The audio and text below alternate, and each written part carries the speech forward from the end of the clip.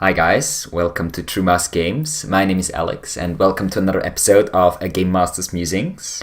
And tonight I'd like to talk about a campaign idea that I've had a couple months ago and then I will probably end up using and running within the next couple of months or so. You know how there's generally about two different types of fantasy campaigns? You have what I would call the Zero to Hero campaign on one side, which is basically your classical, we're starting at the lowest level possible and then slowly building our way up until we are extremely powerful. And then the other side, the other type of campaign that is maybe not quite as common but also fairly common, is what I would call the World Savers campaign. That's a campaign that already starts at mid to slightly higher level maybe, and that just brings in the big guns from the beginning. So there's a world-threatening evil and the players are great heroes that have been called in to combat that evil. Well, tonight I would like to present to you a campaign type that is slightly different and that I personally have never seen played yet, that is. This campaign type is mostly inspired by the anime Overlord that many of you might be familiar with. For those of you who are not familiar with Overlord, I'll just tell you really quickly what it is about.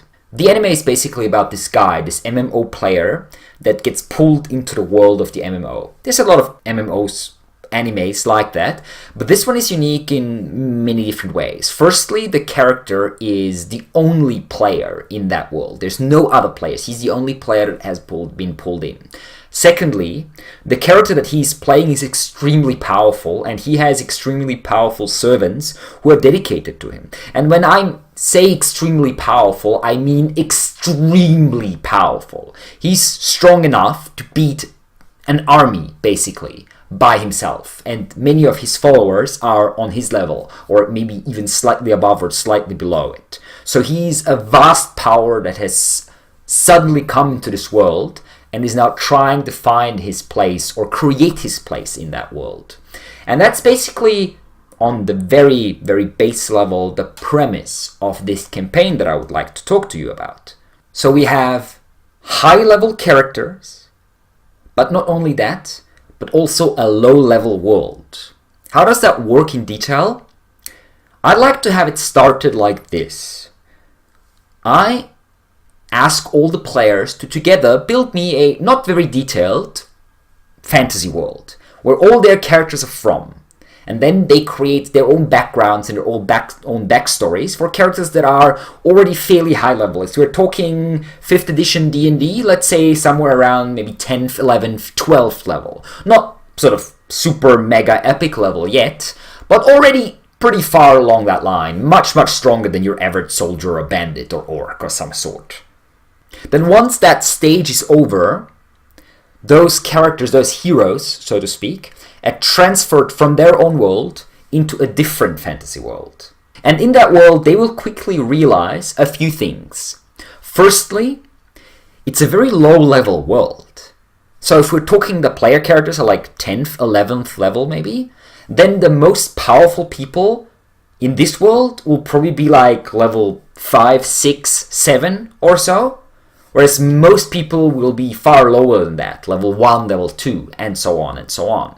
So the players are individually much stronger than 99.9999% of the population of this world. Secondly, they will realize that this world is different to their own.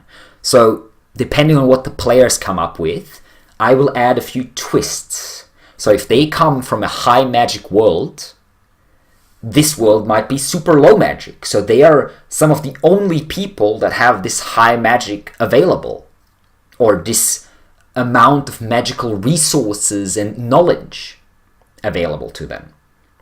Or maybe if the players come from a low technology world, this might be a high technology world, so even they individually might be stronger, but there might be many things that they don't know.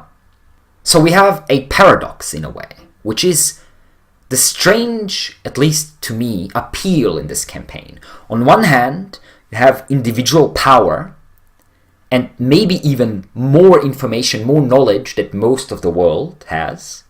But on the other hand, the player characters are completely new to this world. So they don't know anything about its politics, about its religion, about its biology maybe, or its technology, its magic, its many, many different things, its history, of course. So while they might have some information that no one else has, everyone else also has a shit ton of information that they don't have at all. So that's the basic premise we're talking about. Now let's explore some of the strange specifics of this type of campaign that make it so appealing to me. Firstly, player characters, and players of course in extension, get to feel big. Not just powerful by obliterating a bunch of monsters and having farmers go, oh my god, they're so powerful, they saved us. No, they literally get to show off things that no one else can do. They might have magical abilities or technological abilities that have never before been seen in this world. Secondly, and this is the most important and most appealing point to me in this campaign, the players can play the big game. They can actually become some of the major players in this world. The opportunities are nearly endless. They play the game of power. And how will the NPCs react to that? Even if the player characters don't do much proactively by themselves, the very presence of such powerful, strange foreign beings will send ripples and shockwaves through all the regional or even maybe international games and of power and politics and resources. Some NPCs might consider them a threat, trying to have them eliminated. Some other NPCs might consider them an asset, try to get them onto their side, and every time they get involved in something, while they might make allies, they will also make enemies. So every decision that the player characters make, and they're making most of these decisions with very little knowledge, remember that, will lead to many, many ripples running through the campaign, changing the game world. By their actions, the balance of power can be changed completely. Maybe even in this whole world, but at least in the region they show up in. Unrest, of course, can happen, and chaos, and change. Change is not something that most fantasy worlds go through, not on a larger level at least. But imagine a group of heroes come from a sort of more technologically advanced world, and they come in with gunpowder weapons, come to a feudal or even antique sort of antiquity society, and they bring in their weapons and they allow other people to use those weapons and or even might manufacture them in large style. That's the sort of thing that changes the world. The same thing with new magical techniques that the player characters might share or not share, depending. So the fantasy world changes, which is rare, as I said, weirdly enough, rare in most circumstances with fantasy worlds, who are weirdly stable in a lot of ways. This campaign especially rewards active players, players who are prepared to put in work themselves, make plans, maybe even meet outside of game time, and just consider what they want to do, with which NPCs they want to ally themselves, and what they want to achieve. And if they do that well, if they are proactive well, they can achieve big things. Really big things, build empires and dynasties and create new magical and technological advantages on a large level, influence the history of this world forever. This can be, as a little warning, problematic for more passive players who don't want to take matters into their own hands and would rather sit back and wait for quest givers to approach them. I'm not saying don't play a campaign like this with such players, it can still work, but maybe in session 0, consider asking your players to try to be a bit more proactive this time, if they are willing and interested in playing such a campaign.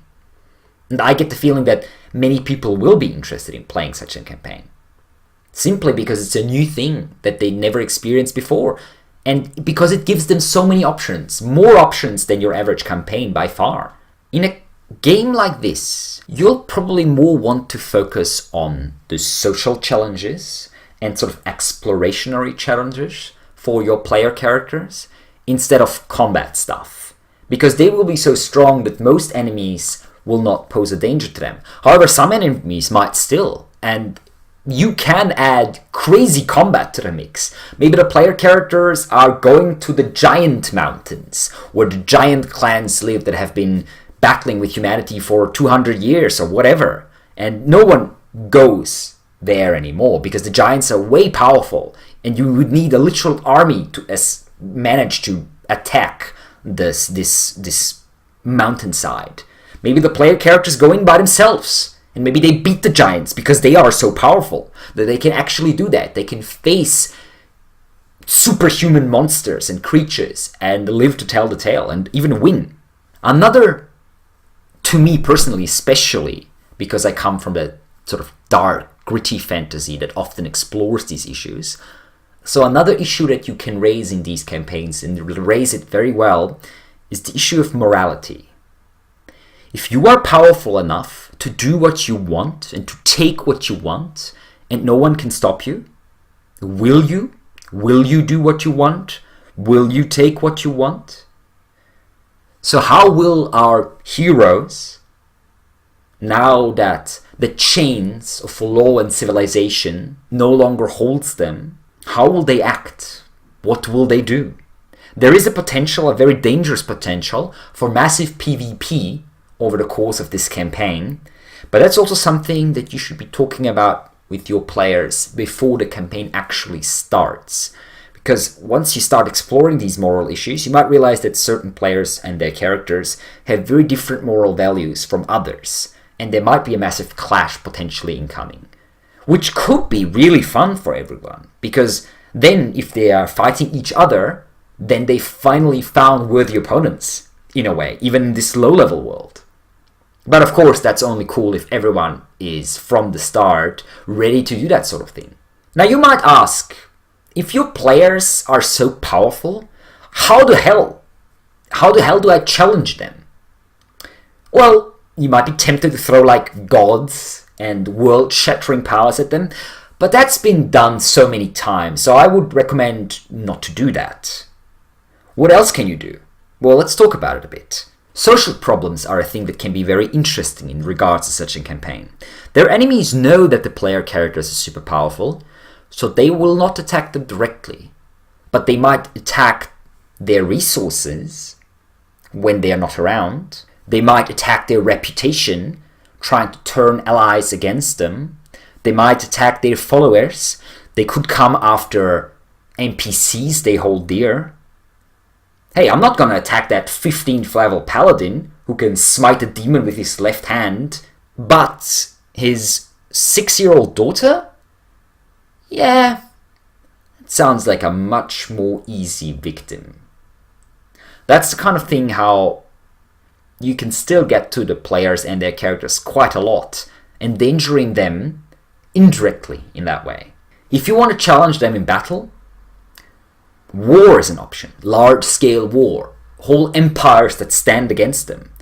While they might be powerful on a personal level, even they are not powerful enough, unlike the protagonist of the anime Overlord, to win a battle by themselves. So planning a war, amassing followers, promising them rewards, and so on, and then actually leading them into battle and into war, attacking cities and taking them and sacking them and destroying them, or sparing them, depending on what they want to do. That can be a very, very interesting part of the campaign by itself. Speaking of followers and resources, if your player characters are morally upstanding and good, and they do things that people don't like, these people might show up and ask them to stop.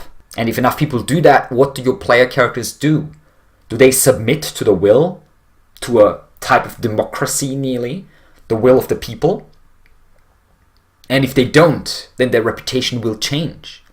And if that reputation does change, or if your player characters from the start are already more of the ruthless type, the followers that they draw in will also be of the more ruthless type. And such people are ambitious, difficult to control, and not trustworthy at all. So there is a chance for high drama there, easily.